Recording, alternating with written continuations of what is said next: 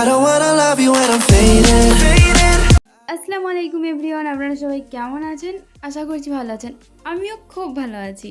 তো আজকে আমি যাচ্ছিলাম পান্ডুয়াতে, কারণ কিছু কন্টেন্ট ক্রিয়েটার যারা আসছিল, আমি তাদের সাথে মিট আপের জন্য যাচ্ছিলাম। তার মধ্যে হয়তো তোমরা চেনো নাসরিন শেখকে। আরও বর্ধমানের গলসির কন্টেন্ট ক্রিয়েটার ছিল, সেটা হচ্ছে কি যে সানিয়ার বোন, সানিয়া ব্লগারকে তোমরা ছিল, তার বোন তানিয়া। আরও কিছু ব্লগার ছিল যাদের নাম আমি ঠিকঠাক জানি না, একমাত্র আমি ভালোভাবে চিনি এই যে নাসরিন শেখ। তোমরা নাসরিন শেখকে অনেকেই চেনো, অনেকেই তার রিলস দেখো, সুন্দর ভিডিও বানায়।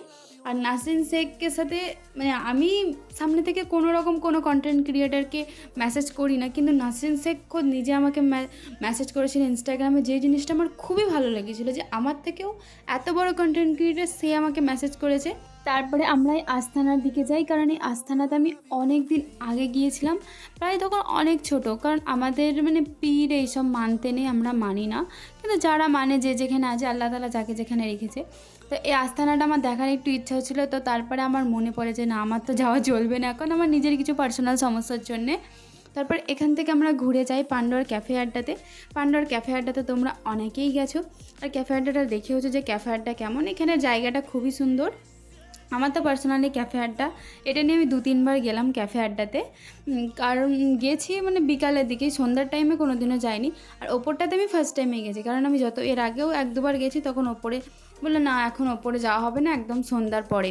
আর আমি তো অত সন্ধ্যাতে যাই না, আমার অসুবিধা হয়। তো তারপরে আমরা এই ক্যাফে আড্ডার ওপরে গিয়ে বসি, ওখানে ঘুরি। এই যারা যারা দেখোনি তারাও দেখে না যে ক্যাফে আড্ডাটা কেমন।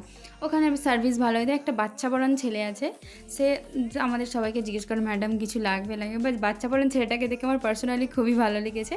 তো তারপরে এখানে আমরা ঠান্ডা কিছু কোল্ড ড্রিঙ্কস নিয়ে নিই, আর নিজেদের মধ্যে কথা বলতে থাকি। তারপরে ওখানে যে দাদাগুলো ছিল, দাদাদেরকে আমি জিজ্ঞেস করি এটা সেটা, দাদারাও এসে বসে, দাদারাও কিছু খাবার অর্ডার করে। এইটা হচ্ছে কি যে ক্যাফে আড্ডার ছাদের সাইড, এখানে গিয়ে আমরা কিছু ফটো তুলি, রিলস বানাই। আমি ফটোগুলো আপলোড করবো, তোমরা দেখো। আমি টাইম পাইনি, তাই এগুলো পোস্ট করতে আমার একটু লেট হয়ে গেছে। তারপরে এই জায়গাটায় বসে আমরা কিছু ফটো তুলছিলাম, আর এই যে ভিডিওটা আমার করেছে, থ্যাংক ইউ আমার ভিডিওটা করার জন্য। ভিডিওটা খুব সুন্দর এসছে, কারণ তখন আমি এইখানে বসে বসে ফটো তুলছিলাম, নাসরিন শেখও ফটো তুলছিল। আর যে দাদারা ছিল, দাদারা আমাদের আগে এখান থেকে চলে যায়, আর আমাদের বেরোতে একটু দেরি হয়ে যায়, কারণ মেয়েদের তো ফটো তোলা শেষই হয় না, তাই নয় কি। আর এই যে ক্যাফে আড্ডা যে একদম সন্ধ্যের দিকে যখন আমরা ওখান থেকে বেরিয়ে চলে আসি, আর সত্যি কথা বলতে আমার যাওয়ার ইরাদা একদমই ছিল না ওখানে, মানে আমি খুব টায়ার্ড ছিলাম, তারপরে আমি গেছি না। আমাকে কেউ এত রিকোয়েস্ট করছে, আমাকে কেউ আসার জন্য বলছে, তো যেতেই হবে না, তার মানটা তো রাখতে হবে। তারপরে আমরা ওখান থেকে ঘুরে বাড়ি চলে আসি। ভিডিওটা কেমন লাগলো বলো।